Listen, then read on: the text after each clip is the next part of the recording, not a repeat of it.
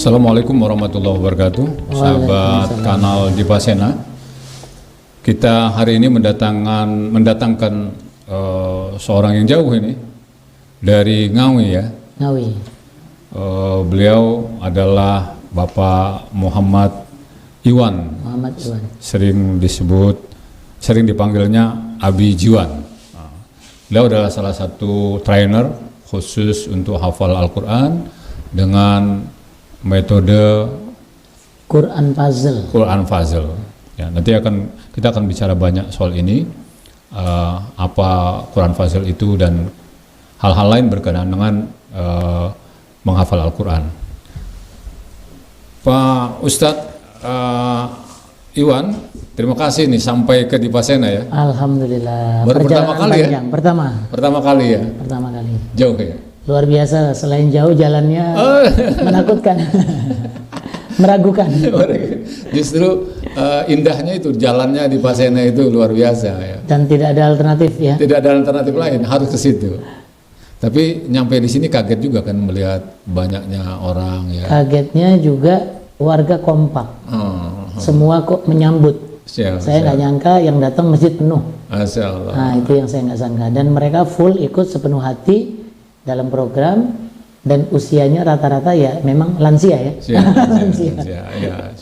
Jadi pemirsa, kami kemarin itu kedatangan beliau karena beliau bersama dengan Mas Indra yang nanti akan kita hadirkan juga dalam podcast ini, seorang hafiz Quran, anak dari seorang petambak. Nah, karena beliau hadir, kita buatlah acara untuk metode mengenalkan kepada warga bagaimana menghafal Quran dengan cara yang mudah gitu. Dan tadi alhamdulillah lumayan masyarakat hadir di sana, Ustaz ya. Kenapa, pertanyaannya kenapa kita harus menghafal Al-Quran, Ustaz? Iya, jadi pertama saya dan banyak orang Islam ini punya kitab suci Al-Quran, dan kita punya kewajiban atasnya. Setidaknya setelah dirumuskan dari uraian-uraian dari Quran maupun Sunnah dan para ulama, kita ada 7 kewajiban. 7 kewajiban. Nah, 7 kewajiban ini yang pertama diimani, iman. Diimani. Nah, yang kedua adalah dibaca. Berarti harus bisa tilawah. Yang ketiga adalah difikirkan, tafakur. Mengerti isinya. Tafakur. Yang keempat, kemudian ditadaburi, dirasakan. Nah, jadi kalau kita urut, iman diyakini, kemudian tilawah dengan mata, dengan telinga, dengan lisan, masuk ke dalam dengan akal, ditafakuri. Nomor 3, nomor 4 ditadaburi dengan hati, lebih ke dalam lagi. Nah, yang kelima ini diamalkan. Nah, indah, sampai yang kelima ini nggak selesai, sampai apa? Diajarkan. Diajarkan. Nah, namanya diajarkan, dan puncaknya adalah didakwahkan. Nah, artinya apa? Walaupun dia nggak bisa ngajar, dia bisa memfasilitasi supaya Quran ini diajarkan pemahamannya sampai orang kembali ke awal, beriman, bisa baca, kemudian dia bisa paham isinya dengan akalnya, merasakan. Nah, karena ada orang yang paham tapi nggak merasakan. Nah, jadi menikmati. Nomor 4 tadabbur namanya. Yang kelima diamalkan, diajarkan lagi, dakwahkan lagi, terus begitu. Nah, di mana hafal Quran? Di mana posisi menghafal? Menghafal tidak disebut di antara 7, tapi akan memancing agar yang ke-7-7-nya ini dikerjakan. Contoh, ciri-ciri orang yang beriman yang hafal. Karena apa? Orang-orang yang beriman ini pasti dia ingin kitab suci ini tidak hilang kan? Kitabnya dijamin oleh Allah, Quran pasti akan dijaga sampai hari kiamat, tapi tidak dijamin dipegang oleh siapa. Maka orang beriman pasti berebutan, saya mau jadi bagian yang menjaga Quran dengan menghafalkannya. Menjadi kewajiban. Iya, rasa seperti dia fardu kifayah menghafal, tapi kan kalau fardu kifayah ada yang mewakilkan, yang lain aman. Nah, pertanyaannya satu, apakah yang mewakilkannya sudah cukup? Apakah satu orang yang hafal Quran bisa melayani 1000 orang misalnya? Kalau kurang, penghafal harus tambah. Yang kedua, mana yang lebih baik, yang diwakilkan atau yang mewakilkan? Mana yang lebih baik, orang yang tidak menghafal atau yang menghafal untuk memenuhi fardu kifayah? Kenapa kita yang nggak ambil yang maksimal? Kenapa nggak yang maksimal? Itu iman. Yang kedua, Kalau kita bicara tilawah, membaca, orang hafal Quran pasti baca. Nah, tapi baca belum tentu hafal. Iya. 3, tafakkur, memikirkan. Orang hafal Quran paham. Ya, dia berusaha memahami, maka tafakkur. Dan yang paling dirasakan, nggak mungkin orang mentadaburi Quran kecuali dia hafal. Karena dia mau masukin ke hatinya kan. Hati tempat menghafal nantinya. Nah, kemudian apa? Ngamalin. Penghafal Quran lebih mungkin mengamalkan isinya daripada yang nggak hafal. Nah, puncaknya apa? Ngajarin. Orang kalau udah hafal Quran termotivasi mau ngajarin. Itu otomatis saja nanti. Mau belajar sama siapa? Tuh sama yang hafal kan gitu. Nah, kemudian apa? Ujungnya dakwah. Nah, ini program untuk mensyiarkan, mendakwahkan. Butuh para penghafal. Apakah penghafal bahasa lainnya? Hafidz Quran. Ya, atau programnya disebut tahfidzul Quran. Hafidz itu apa artinya? Menjaga. Yang ngejagain Quran. Jadi apa yang kita lakukan dalam menghafal? Menjaga Al-Quran. Jadi penjaganya Quran. Menjaga itu bukan sekedar hafal. Bukan cuma hafal, dan walaupun belum hafal, tapi sudah dianggap menjaga. Jadi hafal itu bukan target. Bukan target. Ya, itu prosesnya kan. Proses. Nah, yang kita pengen dapat gelarnya sebagai penjaga Al-Quran. Yang dijaga mulia, yang menjaga ikut mulia. Gitu. Nah, menarik ini. Nah, orang itu sering betul menganggap bahwa menghafal Al-Quran itu sulit. Sulit. Apa betul. itu? Kenapa begitu? Kenapa begitu? Kenapa? Padahal, nah, kita bikin padahal dulu. Padahal Allah bilang, walaqad yassarnal Qur'ana lidzikri fahal mim mudzakir. Dan sungguh Dia Allah memudahkan Al-Quran untuk dizikir. Ulama bilang jaminan itu ya? Dijamin. Allah mudahkan. Harusnya mudah. Diapakan? Dizikir. Dizikir itu dijelaskan ulama ada 2 makna. Makna pertama dihafal. Makna kedua diamalkan. Nah, artinya dua-duanya sesuatu yang harusnya mudah. Kenapa? Orang sulit. Fahal mim mudzakir. Mengapa engkau tidak mengambil pelajaran? Karena belum belajar. Gitu. Apa-apa ya sulit kalau belum belajar. Kalau belum belajar. Yang kedua, itu internal. Eksternalnya kita punya musuh yang nggak suka orang Islam, orang beriman dekat dengan Quran. Musuh besar kita siapa? Setan laknatullah alaihi. Makanya setiap mau baca Quran, baca ta'awudz, a'udzubillahi minasyaitonirrajim. Padahal ya, kalau kita mau makan nanti cuma disuruh bismillah. Masya Allah. Quran disuruhnya ta'awudz. Padahal Al-Quran yang kita baca. Padahal Quran disuruh gitu. ta'awudz ya. Disuruh ta'awudz. Berarti makan apa? Bismillah cukup. Cuma bismillah. Tapi Al-Quran yang suci, firman Allah, baru bismillah kan? disuruh ta'awudz permulaan. Kenapa begitu? Karena emang setan lebih memperhatikan, lebih khawatir kalau orang Islam dekat sama Quran. Serangannya itu lebih dahsyat bagi orang-orang yang mendekati Al-Quran. Kalau orang makan kan lalai, mudah dilalaikan. Kalau urusan Quran ini kan urusan sampai akhirat. Begitu. Maka setan juga sungguh-sungguh. Iya. Bahkan nggak cuma sungguh-sungguh, mereka berkelompok berjamaah bahu membahu. Serangannya masif, terstruktur. Bocorannya enggak. Jadi setan itu akan goda kita satu tim. Namanya apa? Tim sulit. Gitu. Tim sulit. Tim sulit. Jadi setan ini rame-rame. Sulit itu hurufnya SULIT ya gitu ya. Jadi supaya kita ingat. S apa? Sibuk. Itu setannya. Digoda sama setan. Godaan kesibukan. Betul. Sehingga apa? Kesibukan Quran yang harusnya utama kadang dikalahkan sama yang lain. Masya Allah. Jujur nonton TV sama Quran enakan mana kan gitu. Jalan-jalan sama Quran enakan mana? Semua tadi dibuat. Akhirnya lewat kerja. Ya, enakan kerja, wajiban kerja, kesannya begitu. Sehingga orang bisa, mohon maaf, 2 hari 3 hari nggak makan berat, lapar. Tapi 2 hari 3 hari nggak megang Quran biasa. Bahkan setahun 2 tahun. Setahun bisa. Seumur hidup juga ada. Ada yang itu, seumur hidup nggak pegang. Nggak bisa baca Quran. Nggak bisa baca Quran. Benar itu. Baca tulis Indonesia. Tersinggung saya itu. Betul. Tersinggung saya itu. Alhamdulillah kan gitu. Artinya program-program kita, dakwah kita nih, kita ngajak orang, ayo kita fokus balik ke Quran. Dia kalam Allah, dia kata-kata Allah, firman Allah. Kita aja orang tua risau, anak nggak bisa baca tulis Latin.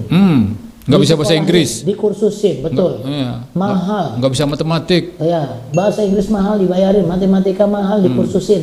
Tapi nggak bisa baca Quran biasa aja. Biasa saja. Masalah. 2. U, S sulit. Sibuk S-nya. U-nya apa? Usia. Usia. Alasan usia. Alasan usia. Faktor U katanya. Faktor ulah, udahlah nggak cocok lagi, Bukan udah nggak- masanya. bukan masanya lagi gitu. Anak Itu setan saya itu. aja. Itu setan itu. Setan. Godaan itu. Semua setan, kalau semua godaan menjauhkan dari Allah, ya semua hal yang menjauhkan dari itu pasti setan berperan. Oh, tinggal bentuknya Quran saja. mendekatkan kita pada Allah. Allah. Jadi dia Kita nggak sungguh-sungguh bisa- itu. Betul. Kita Untuk nggak bisa pergi. langsung kan. Ah, Ke Allah ini kan orang beriman ini kan perlu wasilah, perlu perantara. Nah, Allah berikan Quran. Quran. Allah berikan Nabi, ya kan? Nah sekarang dengan Quran dijauhkan, dengan Sunnah dijauhkan. Dijauhkan. Ya udah jauh dari Islam Jauh dari Islam, benar. dengan kesibukan. Dengan Yang kedua dengan usia, perasaan minder. Bersama Nggak mungkin, padahal udah tua. Nabi itu dapat wahyu Quran usia 40. 40 tahun. Dakwah sampai ngapal Quran, bukan cuma baca ya, Iya. bahkan bukan baca tertulis, tapi malaikat Jibril mentalkin. Kan Iqra bismillahirrahmanirrahim khalaq. Kan Ikut, diulang ya. kan? Dan tidak lihat mushaf. Tidak ada Sehingga mushaf. Quran pertama datang bukan seperti ini. Ya kan? Ini kan udah zaman Utsman bin Affan selesai. Iya. Maka kita lihat ternyata ya manusia ini bisa ditipu setan dengan pendekatan usia. Udah bukan masanya, nggak mungkin. Lemah. Maka kita perlu mengajak, ayo usia berapapun kita mulai saja. Sedikit-sedikit, nggak usah banyak-banyak. Iya, iya. L, L. S-U-L, S-nya sibuk, U-nya usia, L-nya apa? Lupaan. Lupaan. Jadi alasannya lupa. Jadi orang nggak mau ngafal. Udah nggak mampu nih otak katanya begitu. Nggak bisa inget lagi. Padahal orang yang lupaan itu obatnya dia latihan. Latihannya apa? Ngafal. Dan dijamin orang yang ngafal Quran, insya Allah sampai mati nggak akan pikun. Mati aja tidak dalam keadaan pikun. Orang tua saya udah tua, Ya. yang lain bisa lupa sama saya lupa. Tapi kalau Quran? diajak baca Yasin, dia Bisa. masih ingat. Bukti itu. Masya Allah. Garansi Allah bahwa otak manusia, hati manusia, organ tubuh manusia termasuk lisan kita, telinga kita, kalau digunakan untuk Quran Allah akan jaga. Masya Allah. Hafid, yang penting niat kita jadi hafid, menjaga. Menjaga. L-I, huruf I-nya apa? Inkonsisten. Setan ini goda kita dengan sekarang ngafal, besok enggak. Sekarang iya, besok enggak. Lama-lama iya, enggak. Iya, enggak. Iya, enggak. Jadi Itu yang paling susah ini. Ini. Nggak konsisten ini. maka rumusnya apa? Istiqomah. Istiqomahkan. Lawannya istiqomahkan. Caranya gimana? Gak usah banyak-banyak, yang penting rutin. Rutin. Jadikan wirid.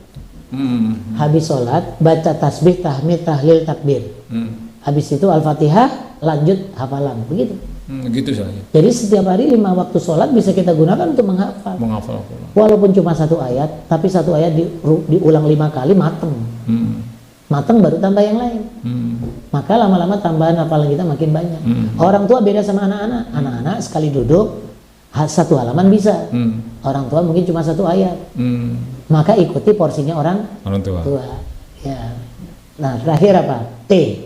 Jadi S pertama tadi sibuk, U-nya usia, kemudian L-nya lupa atau lemot, bahasa apa gaulnya, I-nya inkonsisten, pokoknya lawannya istiqomah. Terakhir setan T, setan apa? Tunda. Jadi kebaikan itu oleh setan digodanya bukan bilang tidak, tapi apa? Ntar dulu. Metodenya setan ya? Metode setan.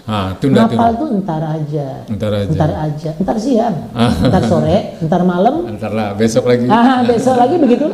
Ntar siang, ntar sore, ntar malam. Besok itu metode begitu. setan itu. Tahu-tahu lupa. Udah berjenggot putih. Gitu ya. Nah itu hal yang terkait dengan sulit dan bagaimana cara mudah. Nah nggak apa-apa ya. Siap. Jadi godaannya cuma 2, sulit mudah. Bagaimana supaya mudah? Ada 5 prinsipnya. Apa mudah itu prinsipnya? Karena Allah yang memberikan garansi, kita pakai kata mudah, yaitu MUDAH. 5 cara mudah.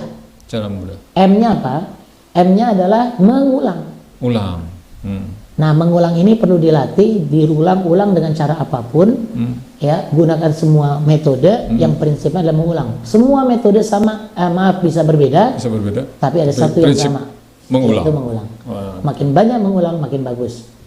Ya, gimana saya lupaan, makin bagus. Karena orang yang lupaan berarti ngulangnya makin banyak, berarti pahalanya makin banyak. Maka beruntunglah para pelupa. Gitu ya. Nah, 2, Ustadz. Nggak boleh ngapal itu sendirian. Harus ada cari guru. pendampingan, Harus ada guru, karena kalau kita tidak punya ustadz, nanti setan jadi ustadznya. Setan bilang, udah benar kamu, udah benar kamu. Maka ada teman setoran, saya sebut biasanya saku, sahabat Quran. Sahabat saku. Yang levelnya sama, ada ustadz yang lebih tinggi untuk menyetorkan hafalan. Nah, ini harus punya prinsip begitu. Yang ketiga, D. M-U-D. M-nya tadi mengulang, U-nya ada ustadz. D-nya apa? Disiplin. Jadi ada agenda siang, ada agenda malam. Biasanya saya pakai siang untuk hafalan baru, malam untuk hafalan lama. Jadi yang baru itu dihafalkan sebelum subuh, diulang-ulang dari subuh sampai maghrib. Nah, hafalan-hafalan yang lama kita ulang dari maghrib sampai sholat malam. Jadi sholat duha mengulang hafalan yang baru, sholat malam mengulang hafalan yang lama. Kenapa? Karena banyak orang yang bikin hafalan baru, yang lama lupa. Betul. Atau jagain yang lama, yang nggak baru nggak pernah nambah. Ya, itu problem itu. Betul. Satu nggak nambah itu yang hilang. Nah, maka banyak orang putus asa di sini. Supaya tidak putus asa, dijaga yang lama, jangan ditinggal kalau nambah yang baru. Itu prinsip. Nah, maka disiplin ini poin yang paling utama. Disiplin.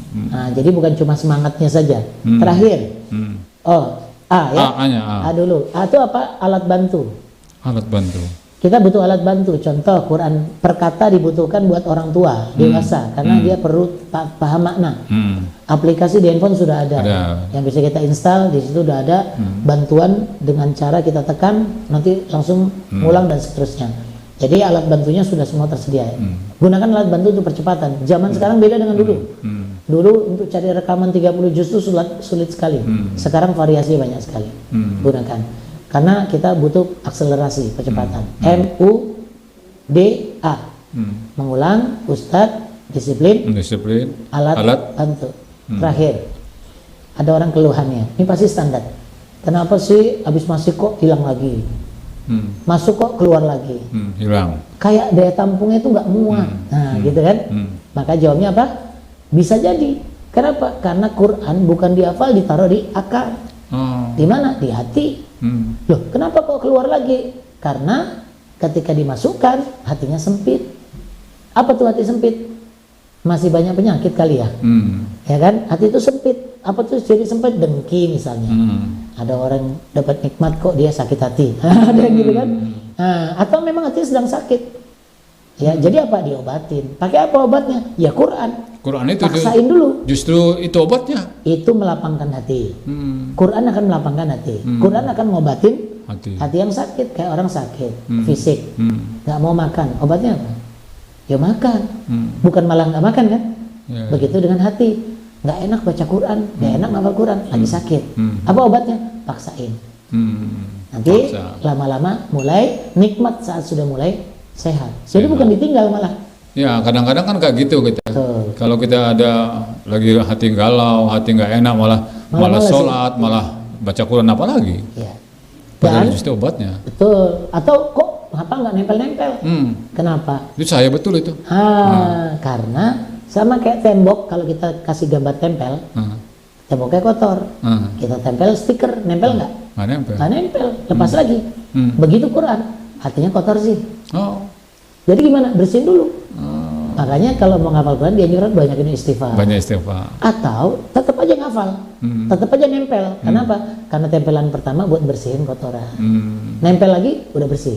Kadang-kadang begitu. Udah banyak dosa ini, malas. Malah nggak mau ya. Jadi itu semua sudah jadi sunatullah. Kebaikan itu pasti jadi ujian. Supaya orang nggak ngamalin kan. Udah setan yang goda, kita punya syahwat, punya nafsu, yang pengennya nolak kebaikan. Kalau bicara tentang metode puzzle-nya itu sendiri apa? Baik, puzzle seperti namanya. Puzzle ini kan Kalau kita tahu dari kecil permainan yang kayak gambar, dipotong, Iya, iya. dibongkar, Betul. dipasang. Betul. Aneh nggak kerjaan gitu kan? Iya, Aneh sebenarnya kan? Iya, aneh. Kayak orang kurang kerjaan Iya. gitu ya. Tapi Betul. asik ya, asik. kata kuncinya, asik. Gitu. Asik. Jadi menghafal Quran itu harus asik. Harusnya asik. Enak. Enak. Nikmat. Nah, tapi karena caranya tidak enak, ditekan, dipaksa, diancam, Diancam. kan Dimarahin. dimarahin, Wah, kalau dulu kan digebukin. digebukin, sama Gustadnya. dirotan misalnya. Akhirnya apa? Menghafal, tapi pakai beban. Coba, ada nggak orang main game itu dipecut? Nggak ada. Terbalik kali ya. Iya. Kalau kebanyakan main malah Dipecut ya. kita nggak ada perintahnya. Tapi ya orang tahu bahwa orang bisa kecanduan sama game dan nggak bisa berhenti. Berjam-jam, bahkan mungkin berhari-hari, Betul. sampai malam dia nggak tidur, nggak bisa tidur kalau belum main game. Nah, kenapa nggak Quran kita kondisikan seperti itu? Nah, apa caranya? Bikin kayak puzzle. Kayak puzzle. Quran ini potong-potong, segini banyak. Maka dipotong kecil-kecil jadi lembaran. Sehingga lembaran-lembaran ini kita jadikan beban. Nggak usah banyak-banyak, sebaris atau cuma seayat. Kalau ayat panjang dipotong kecil-kecil, kalau ayat pendek nanti digabung-gabung. Gitu. Sehingga otak kita, otak menghafal itu otak kanan. Otak kanan. Otak kiri itu otak apa disebutnya? Otak memproses data, otak mikir. Jadi gunanya masing-masing. Otak kanan ini seneng dengan tantangan seperti itu. Dia nggak perlu tahu benar salah, dia taunya baik buruk. Dia taunya afirmasi. Kata dia pas lihat, oh cuma dikit, gitu. Sehingga apa? Saya kerjain. Tapi kalau segini, kapan selesainya? Akhirnya dia mundur. Mundur Jadi duluan dia. di Quran puzzle itu teknik di mana motong-motong supaya potongannya menarik untuk dinikmati. Ya targetnya apa? Menikmati proses. Kalau orang sudah menikmati proses, diulang berubah menjadi candu. Gitu. Itu Kalau orang udah kecanduan, ketagihan kayak main game tadi. betul. Tapi untuk kebaikan. Untuk kebaikan, untuk Al-Quran. Candu itu nggak bisa hilang, kecuali diganti. Orang ngerokok, candunya diganti permen, biasa gitu kan? Ya, atau yang candu-candu yang lain, nasi candunya diganti singkong, bisa gitu kan?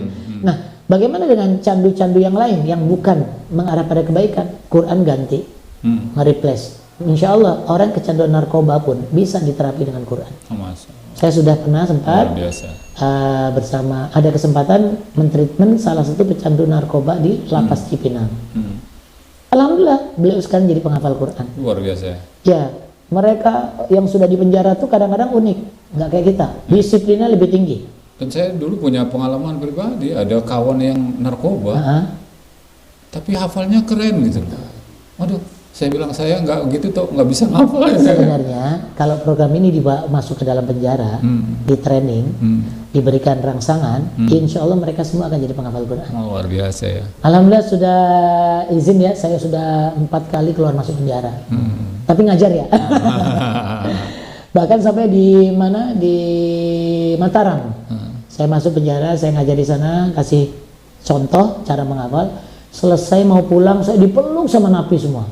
Apa kata mereka? Ustadz jangan pulang, di sini aja. Gitu.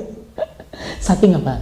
Saking mereka menikmatinya proses belajar itu. Jadi Quran itu kalau diberikan dengan cara yang indah, cara yang apa ya, tepat ya, orang bukan ketakutan. Jadi Ustadz juga udah merambah ke penjara juga ya, lapas-lapas untuk menyampaikan metode ini kepada para napi. Cipinang pindah ke Salemba, kemudian dibawa lagi ke Tangerang, dibawa lagi ke itu, jadi mereka turun getak tular ya, disambung. Ya, bawa ada.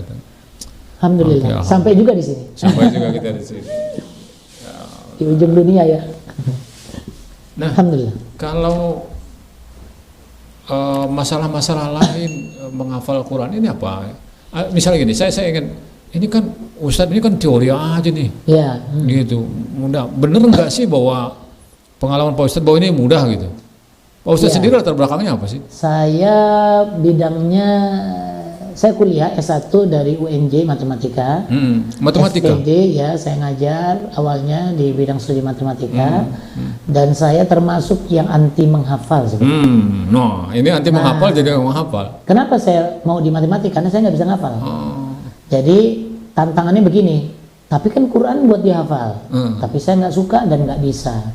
Akhirnya saya mencoba untuk belajar. Saya ikut kursus, saya ikut training, saya ikut apa, tetap gagal. Saya terus nggak enak, nggak suka, nggak mungkin, macam-macam gitu kan. Yang setannya tadi. Betul. Jadi bahasa minder, bahasa putus asa segala macam udah saya alami. Sampai satu saat saya nyoba. Sebenarnya prinsip dasarnya Quran ini nggak harus target kita dapetin sempurna kan. Apa dia bukan target yang kita sibuk pikirkan, tapi apa Prosesnya. Apa prosesnya? Akhirnya saya menemukan, oh begini caranya. Apa tuh? Sedikit-sedikit. Sedikit. Yang mudah tadi saya terapkan. Sampai puncaknya di hati saya merasa senang. Sampai dapat candu. Sampai ketika saya kecanduan, posisinya begini. Bisa jadi dari pagi bangun subuh, kalau udah kecanduan, saya bisa seharian itu cuma megang Quran sampai tidur lagi. Istirahatnya cuma makan, sholat. Dari situ saya merasa, kok bisa rasanya nikmat begini. Ya kalau kita pelajaran biasa belum tentu sanggup tuh. Tapi Quran ternyata memberikan rasa itu. Bahkan kalau saya mau tidur, saya tuh ngafal tidur. Pas saya bangun tidur, yang saya hafalkan sebelum tidur tuh terbayang-bayang. Benar-benar kecanduan. Kebayang. Jadi mata belum terbuka tuh kebayang yang tadi malam yang kita hafal. Ya, Bang. Nah, yang paling menarik adalah ketika sholat. Sholat yang tadi super kilat, pengennya mohon maaf ya, habis takbir. Orang kan rata-rata ngitung 3 rakaat maghrib. Seakan-akan habis takbir targetnya salam gitu. Ya kan hilang rasa. Iya, hilang rasa. Kong sholat kok pengen selesai. Berarti nggak seneng. Nah maka ketika orang punya hafalan, Quran ditaruh dalam sholat, kenikmatannya luar biasa. Kita bisa sholat tahu-tahu 5 halaman, tahu-tahu 10 halaman. Kadang-kadang saya pernah coba sholat itu sampai 1 rakaat itu 1 juz. Jadi 2 rakaat itu bisa 2 juz. Salat malam atau salat duha. Nah itu kenikmatan yang nggak bisa kita ceritakan kecuali rasakan sendiri. Maka harus jadi penghafal. Harus jadi penghafal Quran. Minta sama Allah, insya Allah Allah mudahkan. Luar biasa. Waktu kita terbatas Pak Ustadz, jadi terima kasih, ini menarik sekali dan saya sebenarnya masih banyak pertanyaan-pertanyaan pribadi tentunya, karena ini menyangkut pribadi saya juga yang sulit menghafal, tapi ini sudah menjadi luar biasa apa yang disampaikan Pak Ustadz. Mudah-mudahan ini manfaat bagi kawan-kawan lain, masyarakat di Pasena juga di luar di Pasena. Amin. Terima kasih atas kehadirannya, mohon doakan kami di Pasena, mudah-mudahan mendapatkan keberkahan. Terima kasih. Wassalamualaikum warahmatullahi wabarakatuh. Waalaikumsalam warahmatullahi wabarakatuh. Terima kasih Ustaz.